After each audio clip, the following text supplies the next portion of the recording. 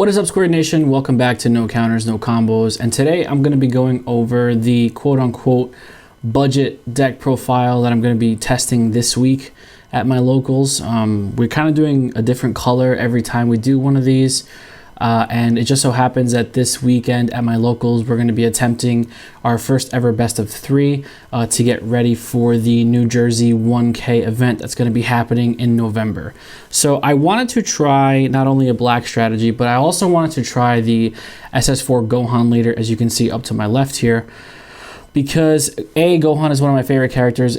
He's my favorite character in all of Dragon Ball, and I already know that the Xeno Goku SS4 leader is going to be really good because it has that inherent double strike on the back, but I wanted to see if I could make Gohan work. Now, there are quite a bit of different intricacies that you have to go, when it comes to building this deck. There are a couple things that you have to be mindful of.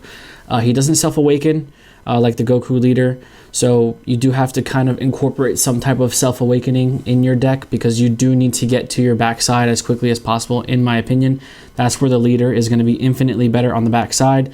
On the front side, he's not too bad. I mean, he's a generic attack, burst 3, draw 1. He does have an activate main. You can go and search for your Piccolo Unison from your deck, put it into your hand, and then you negate that skill for the rest of the game.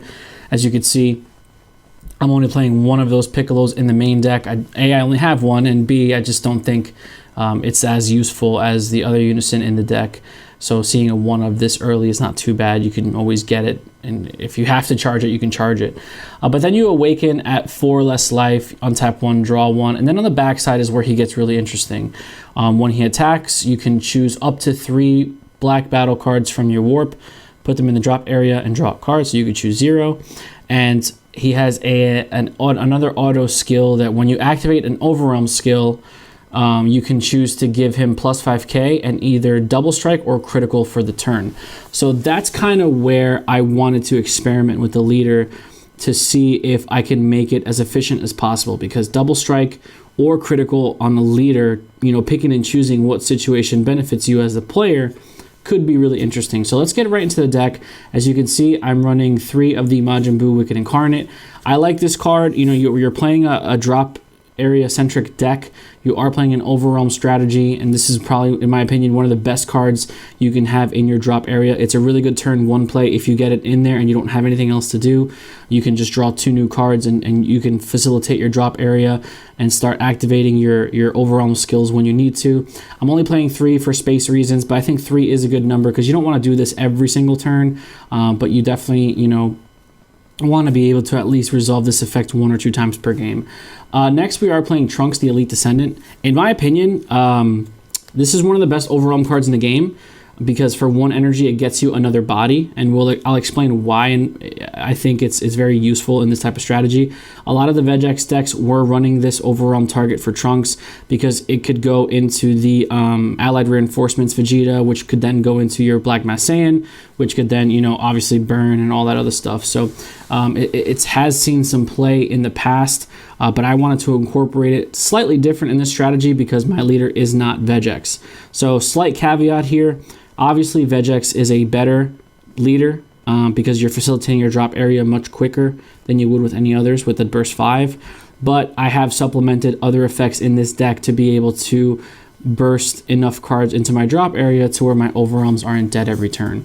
So we're playing Trunks, Elite Descendant. We're playing 1 Secret Identity Black Mass Saiyan, or 1 at Secret Identity Mass Saiyan because, removal for free is amazing.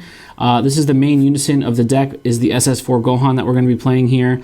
He is a little difficult to play. It's definitely not one of those things that's going to accrue value as the game goes on. He has an auto that when you activate an overwhelm skill, you add a marker to him. His +1 is sending 2 black cards from the warp to your drop for +1, and then he has a -3 where you can choose up to 2 battle cards between 20,000 and 30,000 power from your warp, add them to your hand, and then he gets +10k or +15k power and dual attack for the turn. So that's kind of where you want to use that ability. You can play him make sure that you have enough counters to facilitate that effect, and then you can just go from there. Being able to attack multiple times. He's kind of like a finisher. He's not really going to stick too long because his -3 is big. You're not really going to add that many markers to him very quickly because he only has a +1 skill, but you can overwhelm to give him markers, and you can, of course, stack other copies of himself underneath to add more markers. We're playing 1 man on a mission. This is probably the best overwhelm card in set 11. Double strike critical for 20k for a free overwhelm for 6. I mean, it just doesn't get any better than that. It's another finisher if you need it to be. And you can always get it back if it gets into your warp prematurely. We are playing 4 of the Vegeta super combos. I think these new super combos are going to be staples moving forward into the meta as we progress here. Monocolored strategies are being pushed more than they have been in the past, and a super combo that allows you to send a dead card away and draw 2 new cards is very efficient in my opinion. We are playing 2 of the double strike Harus. It's a 1-drop 15k double strike if you control a black unison, otherwise it's just a 1-drop 5k. I'm only playing 2 because I can always get it back with power burst, as you can see later, and if I am playing a 2-2 split with the 1-drops. Obviously side deck preferences are up to the player and the local meta, but I think having a 1-drop that can swing for 15k double strike after you've depleted your opponent's resources can be pretty effective. So this is a budget variation of the deck, right? That's why we're playing 2 power overseeing time, trunks. Normally this would be food mission accomplished because for 2 energy you can add any card back from your warp to your hand. Power overseeing trunks is similar. It's an overwhelm for 2. It's a 20k double striker, and you can grab a black battle card, or you can grab any battle card from your warp to your hand. So if you need to grab a super combo, if you need to grab, a piece that you might need, if you need to grab a double strike Champa, there's things that you can grab. So it's just kind of similar, not as effective as Mission Accomplished because it does interact with the drop area, but I'm not paying $25 for a Mission Accomplished. So I do like Power Overseeing Time as a nice tech option because it can, threaten for game if you really need it to, or it can get you your piece for the next turn if you want to win next turn. Next, we're playing 1 Mirror Creator Absorb. It's just a really good card. Mirror with Champa is almost always 2 guaranteed damage. We're playing 2 of the Black Massaian. Swap is a thing now, again, with the Broly chain, so we definitely want to be able to stop that or slow it down as best as we possibly can. Like I said, though, Gohan doesn't self-awaken, so you definitely need self-awakeners in the deck. Black Massaian is probably the most efficient 1-drop in the deck that's going to help you awaken if you need to. I don't mind playing him out turn 1 if I go first and just letting him sit there, let my opponent deal with it if they need to, and then, I have an attacker that I can utilize offensively the next turn when they pass. 4 Power Burst, it's really the only negate that you need. It's just a really good card. It's a Sparking Negate, so it does have self-awakening capabilities as well, and it's just going to get you back 1 of your 1-drops, which you do have a litany of targets in the deck. We're playing 3 Revived Ravager Vegeta. So the thing with this guy is, he's an overwhelm target, which is very important. He's a cheap overwhelm for 3, which is what your leader puts in the drop area effectively when they swing. So you're always going to have some type of overwhelm target if you really need to. And he's a 15k critical.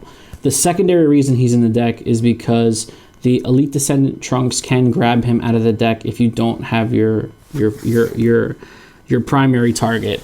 Most of the time you're going to want to grab the Return from Darkness Vegeta, which we'll get into, but if for some reason you don't have any left or you need to grab a different target, you can go ahead and grab Ravager.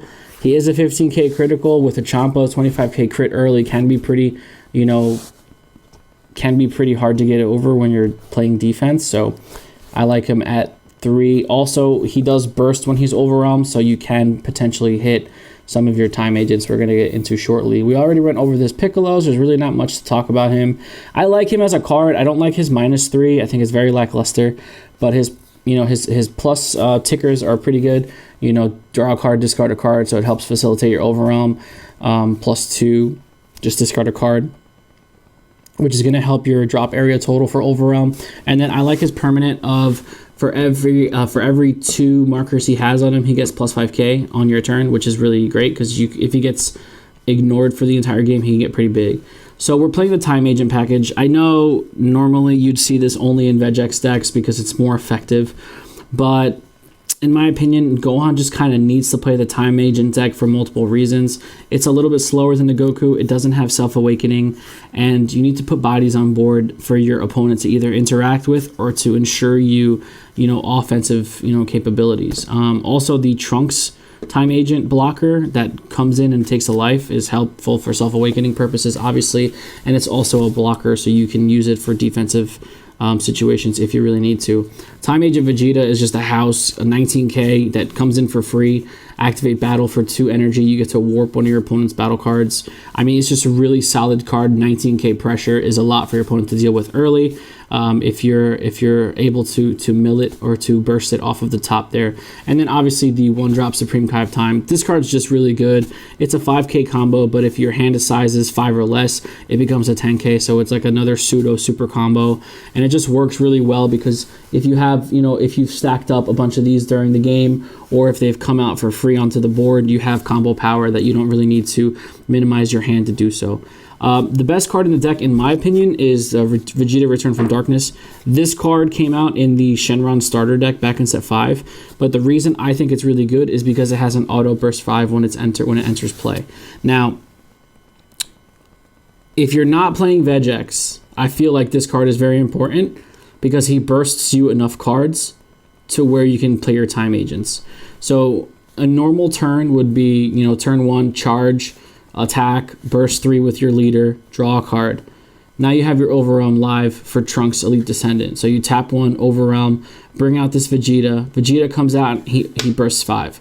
So you're bursting 8 cards, 3 from the leader and 5 from Vegeta. There's a good chance you might flip off. There's a good chance you might flip over a Time Agent in that situation and be able to play it to the board, whether it's Vegeta or Trunks or Supreme Kai. So in my opinion, the Trunks and the Vegeta is a very important combo because it's going to help facilitate that drop area so that you can continue to play your Overwhelms moving forward. So that's just how I think about it. That's how I look at it. Obviously, this is a budget version. I'm not exactly sure how much this deck is going to run you because I don't have market values for the leader or the Piccolo Unison. But I can't see this deck being more than $50. So if you guys want to try it out, definitely check it out. The last card we're going to go over is Furthering Destruction Champa. Similar to what Jordan Markle ran at one of the New Jersey 1Ks, he was playing Vegex with 4 Champas, and I just agree with his philosophy. It's a card that you really want to see because it's going to help any one of your battle cards, attack for double strike, and you're playing a burst strategy, so there's a good chance you might not see as many as you want to per game. So I think maximizing on this card is what's going to help you push. And your leader skill in the back, giving him 5k in critical, being a 20k crit, if you throw a Champa on it, he's now a 30k crit double strike your opponent has to deal with from a leader. So any leader-based aggression has always been really good in the game. Obviously, we've seen Reboot Gohan kind of have its way in the meta for quite some time. I think it's still a pretty good deck. It's really never going to go away, and that's very budget as well. So leader-based aggression is always really good in my opinion. Like I said, we are starting best of 3s side deck. I'm still kind of working on it, but that's really player preference, and you kind of have to build your side deck according to what your other players are playing at your shop. But if I were to make any suggestions for sides, I think Haru Haru is a side deck staple. Gotenks is going to be a very popular deck in the meta right now. Yellow, not so much. I mean, people might be experimenting with Garlic. People are playing Skillless Gohan. But, for the most part, Gotenks is going to be seen everywhere on a competitive level. So Haru Haru being able to come in, obviously you don't want to play into a counterplay, but if you time it right and you play it successfully, she's going to come in, she's going to be a 15k crit, and she's going to untap 4 energy when she comes in, and she's also going to burst 2 cards. A lot of people don't remember that she doesn't have a burst keyword skill on her, but her auto is when she's played, you can burst 2 cards. And if you hit a Time Agent off of there, you're just getting a lot of value. So that's definitely a staple that I would consider for the side deck. Probably Max Power Kamehameha. There's a lot of Broly and Gogeta decks running around. I like Super Kamehameha as a counterplay for this deck. I mean, you can play it if you're at 4 or less just by, taking a life, and you're stopping a 3 or less from coming into play. So it really all depends on preference and what you guys want to do there according to your local meta. But let me know what you guys think about this deck in the comment section down below.